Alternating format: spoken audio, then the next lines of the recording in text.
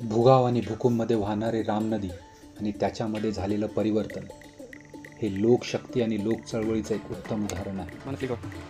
लोक चळवळीतून काय चमत्कार घडू शकतो हे आज आपण पूर्ण देशाला दाखवून दिले.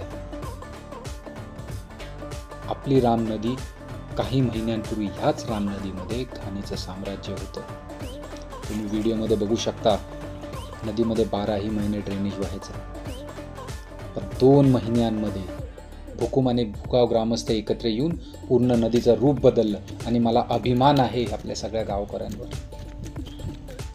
आपण एक नवीन दिशा दाखवली आहे आणि मला आशा आहे की बावधान, सुतारवाडी, पाषाण, सोमेश्वरवाडी, बाणे, राऊंद ह्या गावातलेही ग्रामस्थ आपल्यासोबत येतील, या चळवळीत भाग घेतील आणि राम नदीला तिच्या नावासारखं पुन्हा पवित्र करतील. आणि फक्त राम नदीच नाही तर पुणे जिल्ह्यातल्या सगळ्या नद्या, पावनपावना, इंद्रायणी, मुळा, मुठा या सगळ्या नद्या आपण पुन्हा एकदा पुनर्जीवित करू. आणि त्यासाठी माझी कुठलीही मदत लागली तर मी ॲडव्होकेट कुणाल घारे कायम तुमच्यासोबत राहील.